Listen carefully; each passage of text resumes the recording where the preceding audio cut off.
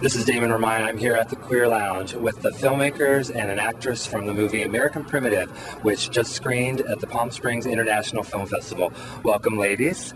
Hello. We have Mary Beth Fielder, who is the co-writer and producer of American Primitive. Yes. We have Gwen Nguyen, who is the co-writer and director of American Primitive. Welcome. And Danielle Savory, who is the lead actress in the film American Primitive. Very good. So now here we are at, congratulations on the film, by the way. I enjoyed it immensely in Palm Springs. And you and I share similar stories of having a parent who came out, I believe. That's the story was based on your background, correct? On my background, it was a premise for the film, and we fictionalized it since actually during that time period, my father actually didn't come out until I was an adult. Oh. So we kept it very much a secret for a very long time, even though we figured it out.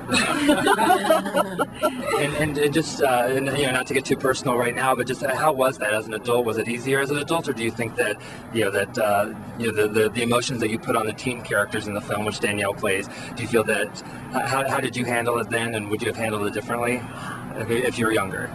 If I was younger, it's a good question. It's definitely a process that you go through, and because of the time period, it was very difficult. So I think if my father was open about it, I actually still think it would have been hard just because of the homophobia in society. So, because it was in the late 70s, so it was a very different time, and it was still illegal to raise a child in a gay household. So there was the fear of being taken away. And for yourself, Danielle, how was it getting into that character?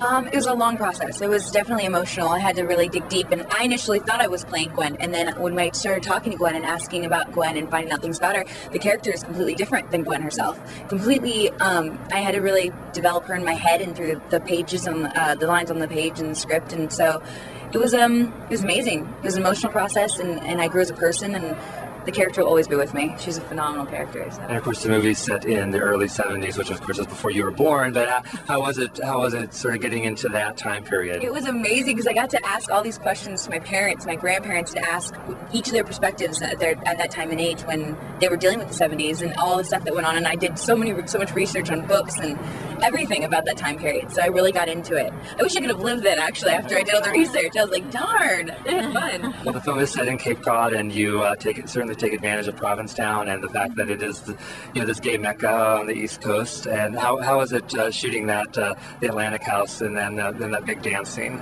Well, it was actually really wonderful because the community was so open in Provincetown, and actually we were allowed to shoot there for free because they really welcomed us. And then we really pulled a lot of actors from the community as well in the dance scene. Actually, some of the drag queens in it are from Provincetown.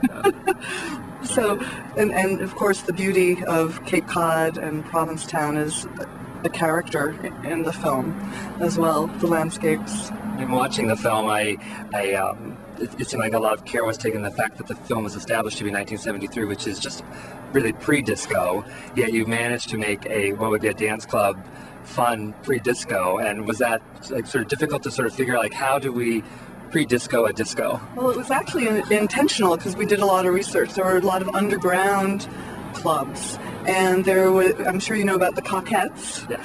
And so the Cockettes were a huge influence and also the underground clubs were the most integrated as well, so that you would find people from all ethnicities and all sexualities that would go to the clubs. And disco really grew out of those underground clubs. I mean, this was a precursor, so you really sort of showed the pre-disco what that was like. So you were in the Palm Springs Film Festival. What happens now for the film? Well, now we're looking for a distributor, and that's our major goal at this point. And hopefully we'll be in theaters soon. And I mean, I think we made this goal, this film also because we really want to raise consciousness about the issue. And Gwen and I actually started working on the script in 1995. So it's been a very long journey. And we for many years, we found that there was not a receptive audience for the subject matter, and we were told that films with teenage girl protagonists were a go, and then the issue of the gay household was not something that people would be interested in. So we feel ironically that this is the perfect time to bring out this film. And so our hope obviously is that we really get to play in the heartland and people see it because we really feel that it is transformative in terms of, because it takes the audience through a journey of homophobia and out the other side. So there's so many places where people can come in and connect with the story, whether it's the oh my God factor of that would be awful, and then going through that journey to love and acceptance in the end. So I mean, this is why we all feel that the film is a very powerful statement, and it really needs to be out there at this point in time. Very good. Well, best of luck with that. And it has been a journey of almost 13 years, or 13 years plus, for this film to be made.